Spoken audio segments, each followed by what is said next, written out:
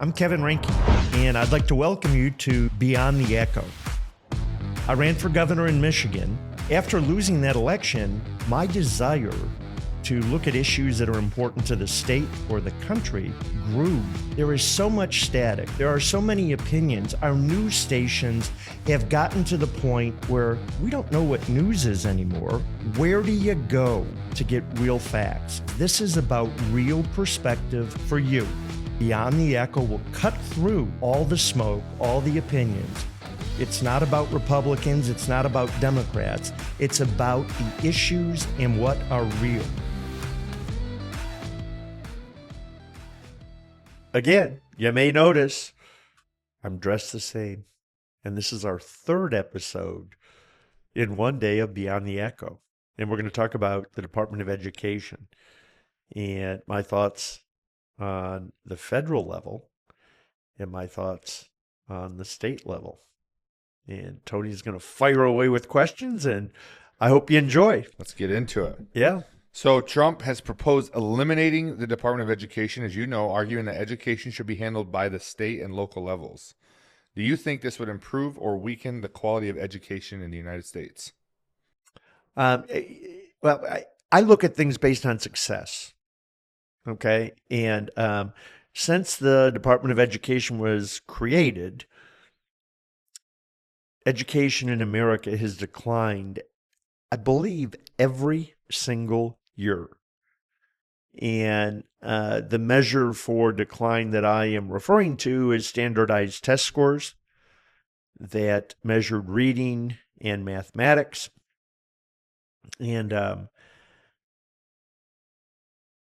yeah, like so many things in the world, we spend a ton of dough and seem to accept poor results. And education and healthcare are two areas that I think the more local you can get, the better the value.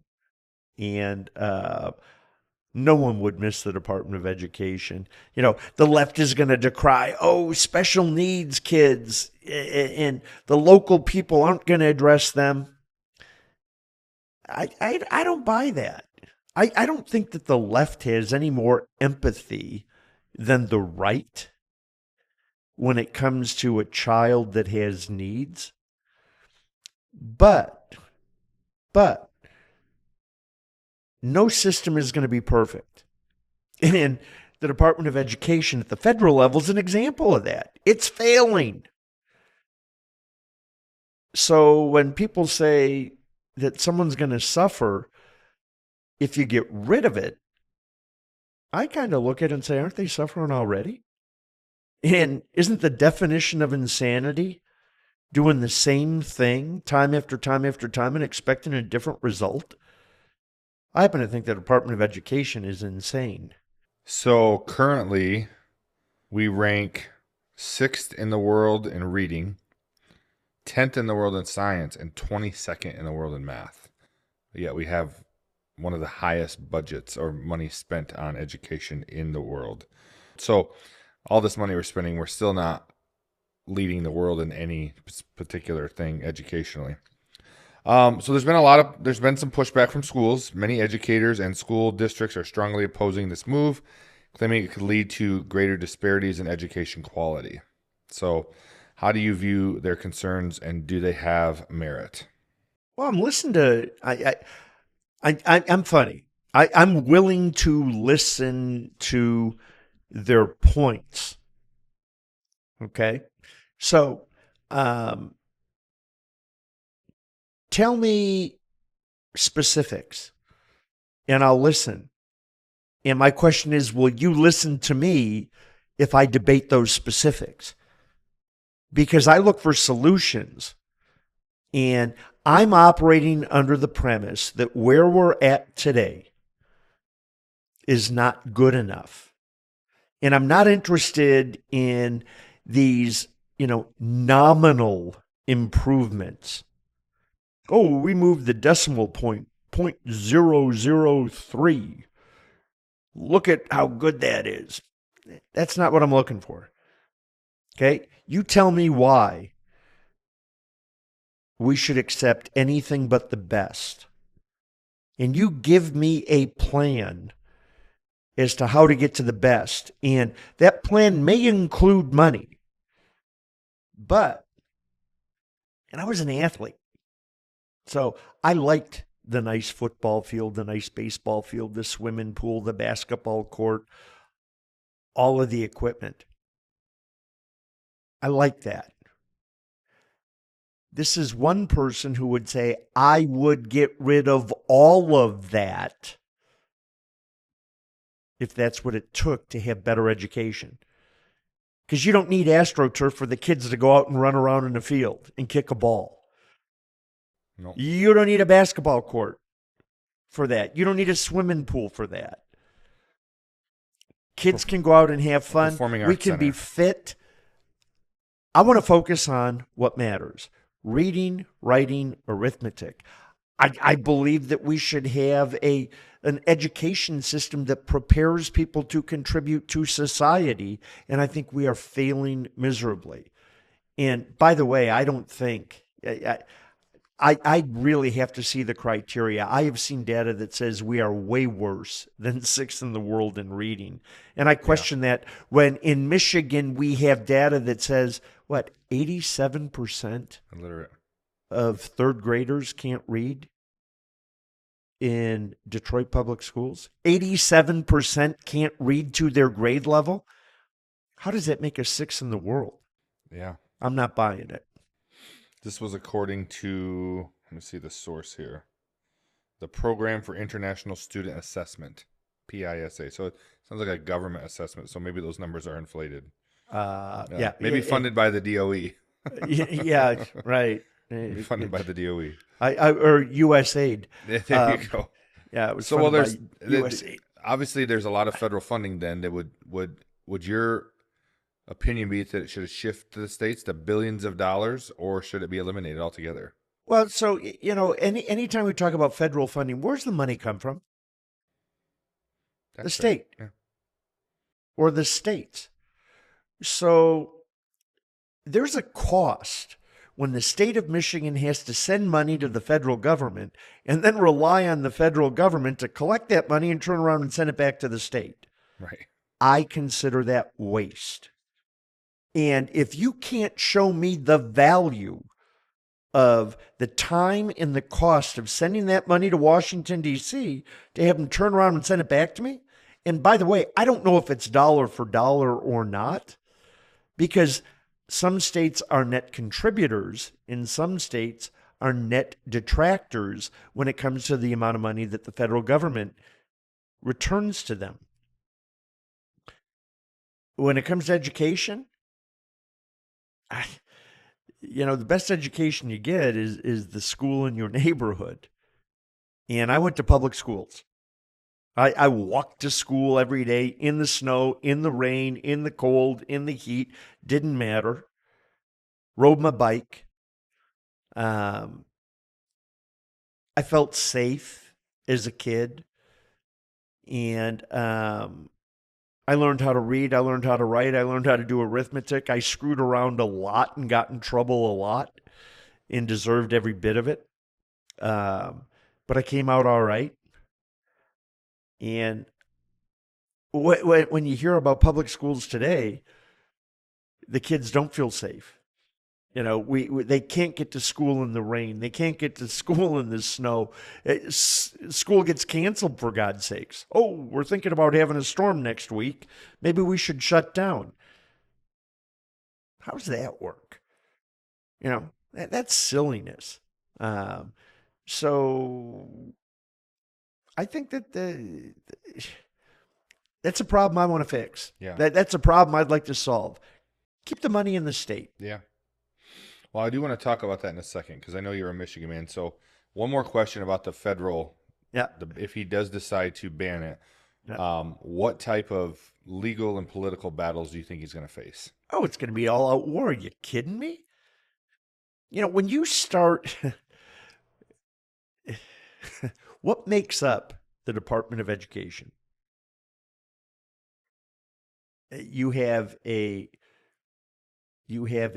bureaucracy that is reinforced by the union that represents it, that is adverse to accountability, that the tentacles reach into all 50 states, in the ability to influence the direction of America through one federal department, maybe you could say that the Department of Education is the most influential federal department in Washington, D.C. So if you don't like where we are today and you like where we've been, the Department of Education touched your kids and told them that this is the way we're going. And I think for a lot of parents, they should be suspicious of it. They should be disappointed in it. Will those same things occur at the state level? Maybe. But at least you have more direct interaction. But I think that you're going to see Democratic state attorney generals and some Republican attorney generals sue the federal government to prevent it from happening.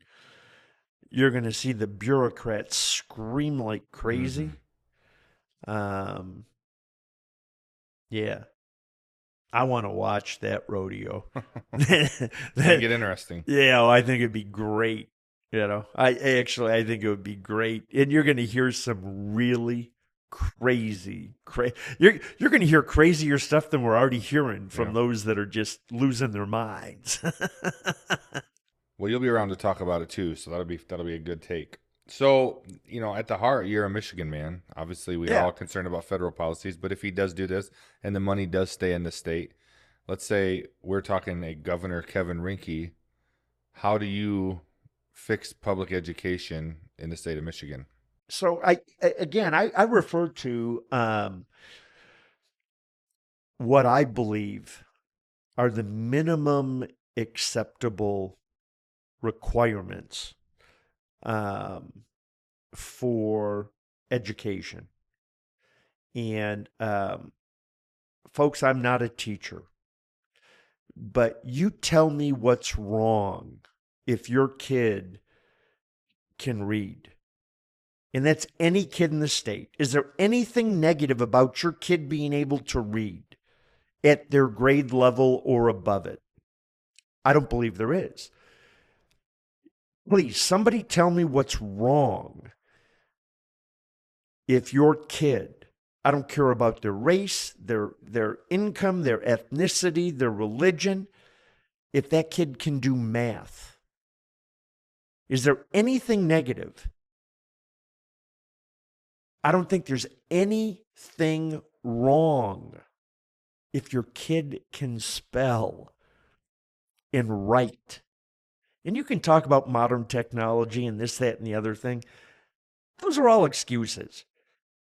If a kid can read and write and do arithmetic, they can get on a computer and be more efficient if that's where you want your kid. So I believe that we should have mandatory standards in reading, writing, and arithmetic.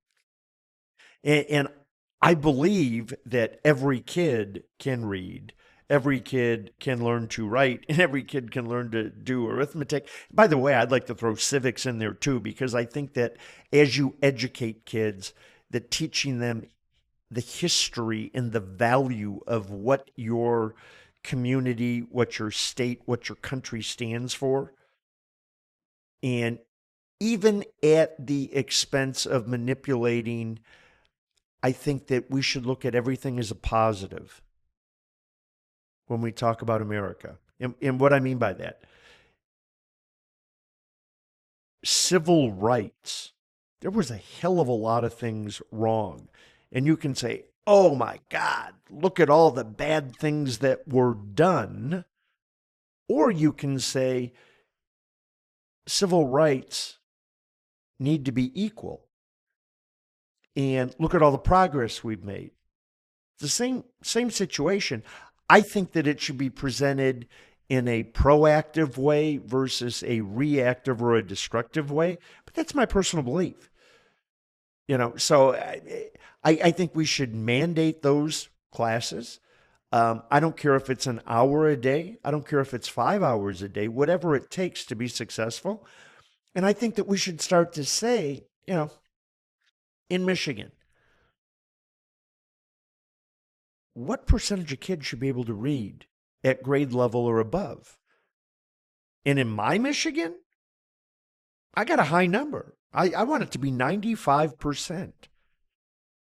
Nothing in life except death and taxes is 100%. But 95%. There's going to be kids that have issues that are unique to those children. And that's a whole different. We can't set up public education based on the exception. We have to be able to address the exception compassionately, critically, thoughtfully. We don't give up on those children. But at the end of the day, we've got to move the masses forward, and we have to mandate that they have progress. And it should be reading, writing, arithmetic. You can start to bring in the sciences as long as those three areas are covered. You should bring in a positive view of what America stands for in the world, because I want to spend my time talking about the good things that America has done versus criticizing the mistakes that we've learned from and progressed from in the past. I've spent a little bit of time talking about the federal Department of Education, but I want to talk about education in Michigan for a minute. And I want to challenge anybody who watches this, or everybody who watches this, to take a different look for a sec. Because I hear about the needs of teachers and the needs of school boards and the needs of the teachers' union and their pensions. But very rarely do I hear about the needs of children. And I happen to think that the reason the Department of Education exists is to address the needs of our children. And so when we aren't focused on the results that we get with our kids in the state, we're looking at the wrong thing. It's like a patient gets rushed into an emergency room and they have been shot in the head. And the doctor comes in and he looks at the patient's big toe and he says, by God, that man's got gout. Nurse, we've got to treat the gout.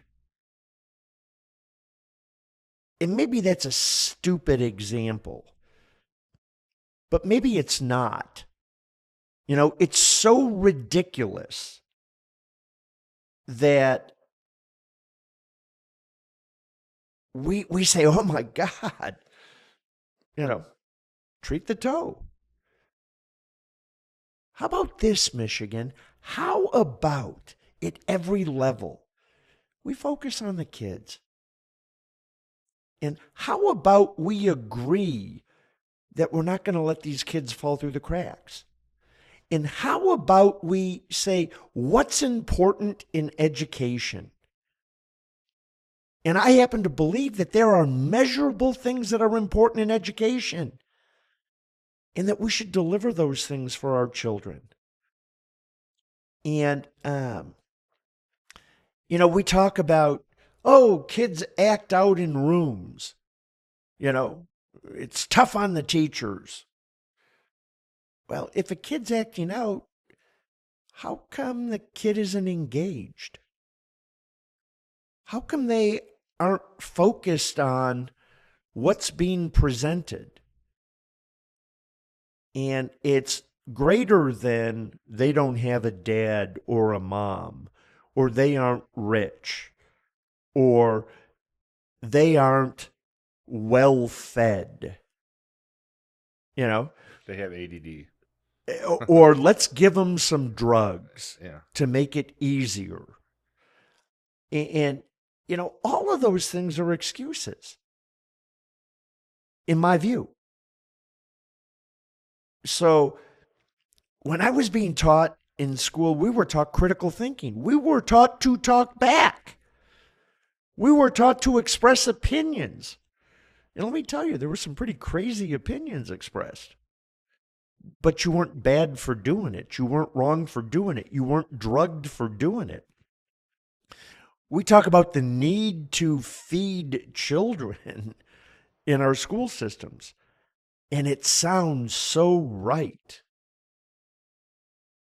And what do? They show up and they eat food products that are full of sugar and full of chemicals and full of dyes. And the teachers and the schools say, well, that's what we have to feed them to get them to eat. Well, then you know what my response is? Those kids aren't hungry. I was never given the choice when I was a kid. My mom cooked. What went on the plate, we ate. And we weren't always rewarded. So, you know what? Okay, if we're going to feed them, let's feed them the correct stuff. And we can't accept that, they don't like it. Well, then they're not hungry. Or they don't need the program if they don't eat it. So the same is true, again, with the basics. We continue to throw money. What good's buying a laptop computer for a kid that can't read?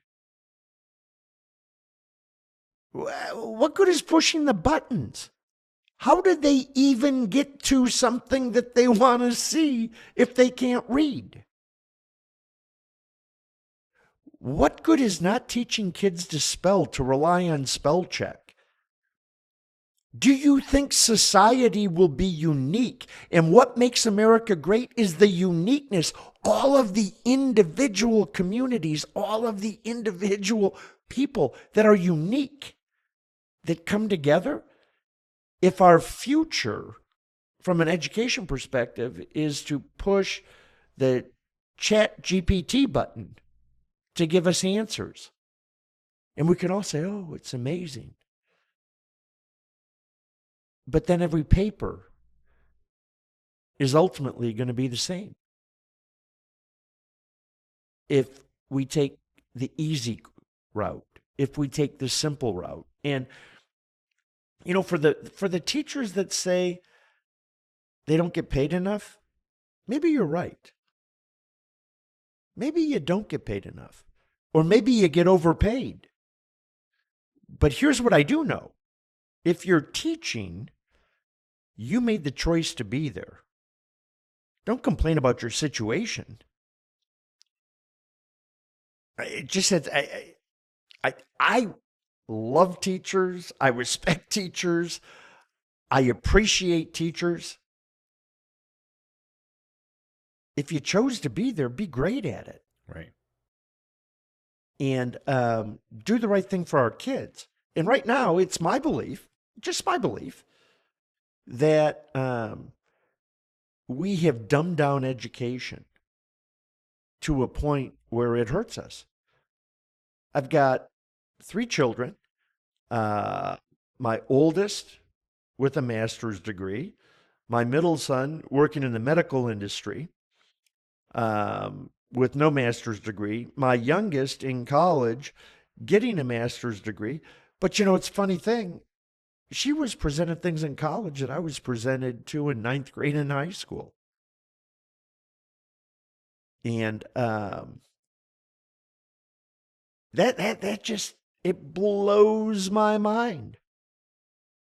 There are so many things that we give to children to distract them, to keep them occupied versus to teach them, like cell phones when we're recording Beyond the Echo.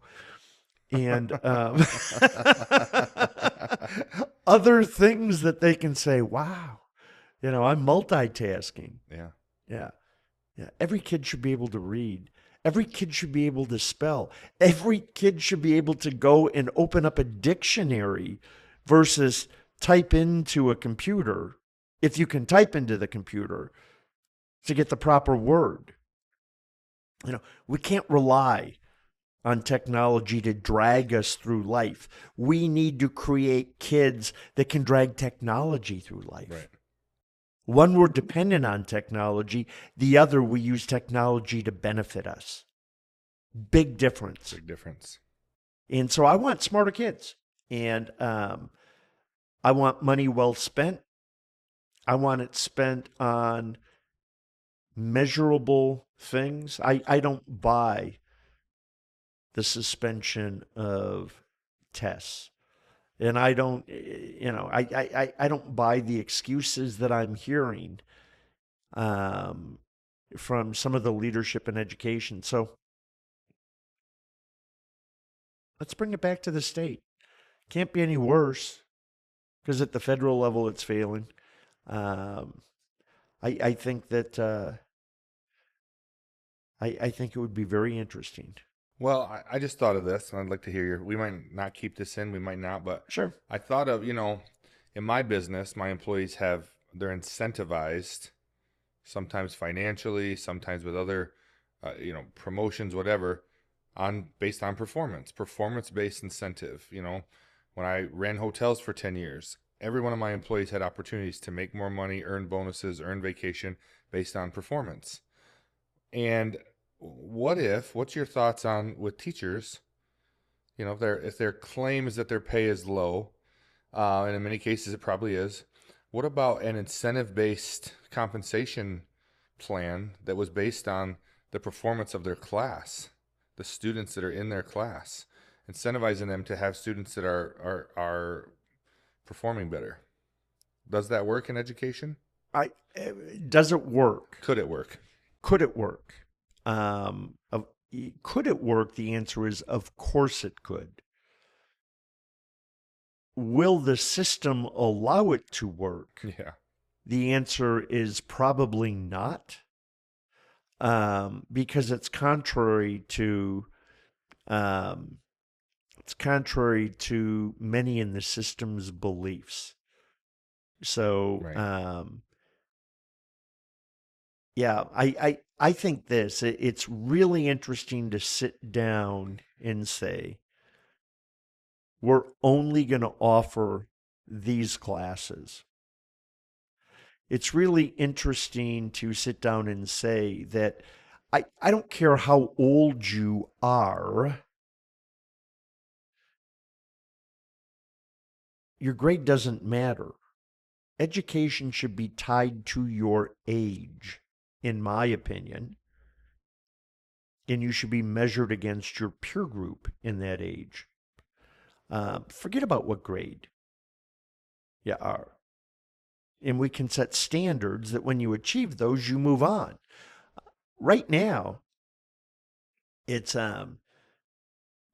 teachers are incentivized to graduate kids, Yeah. not to hold them accountable. Right. They come up with excuses, and that's really sad. That it's sad for the teacher to have to do it, and it's sad for the kid to be set up to fail, and that's what happens. Right. So we should look at all of it. Yeah. You know, It's just something I thought of. yeah. Well, You what know. we know right now, Tony, is the model doesn't work. Right. And as a business owner, I just think, in common sense terms, what's worked for business Yeah. may work. I do agree with you. The system is not set up to allow something like that to happen. But just practically thinking, as you were speaking, I thought that could be a way for these teachers to take pride in what they do, because some really do. And just like at any job, some really don't. There's way more good teachers than bad teachers. For sure. I believe The that. problem is if your kid's got the bad one, Right. and what percentage, and does that percentage snowball over time? And it does when it's bad teachers, Yeah. bad system, All bad right. results. So, again, we talk about things on Beyond the Echo that I'm trying to stimulate you. What's my opinion? It's my opinion. I believe your perception is your reality. My perception is my reality. Constructive conversation is really productive. And when we look at it from Michigan's view, tell me what's wrong if Michigan has the smartest kids in America. Is that a bad thing? Tell me what's wrong if Michigan has the highest number of privately owned small businesses in America. Tell me what's wrong with Michigan's major metropolitan cities providing safe neighborhoods, the safest neighborhoods. Tell me what's wrong with people being able to make a living and realize their dreams all within Michigan. And my question comes out to a leader sets the tone to strive towards that. I don't want anybody to accept anything less. It's not going to be easy. But my God, if you don't try, I mean, Michigan is a fabulous state. And we can't be buffaloed into saying or thinking that what's going on in our state's okay right now. Right. And I don't see anything coming from leadership. I've said it before and I'm going to say it again. The people of Michigan right now get fed scraps by their politicians, and the politicians call it steak because their elected officials so want to be patted on the backs and say, oh, I'm doing so great. Michigan's a nice place to live. There's good people. But we've grown accustomed to accepting less than what we should. Mm-hmm. And doesn't mean I don't love the state when I criticize it. I love Detroit.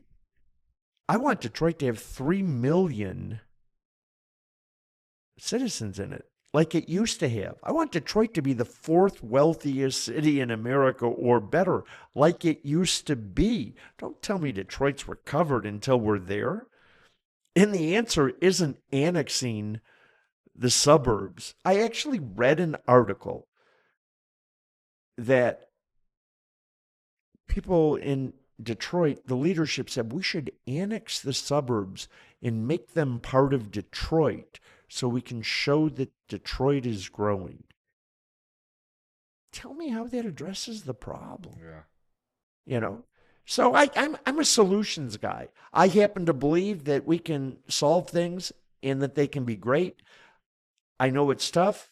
I know it's hard. I know it takes time. But I also know this. The amount of money you throw at it doesn't matter if you aren't willing to put forth the effort to solve the problem and if you haven't discussed what the real solution of the problem is. We can throw money at symptoms all day long, but if we don't have the resolve to do it, we lose. Yeah. And how much are we willing to lose in Michigan? Because we've been losing a lot.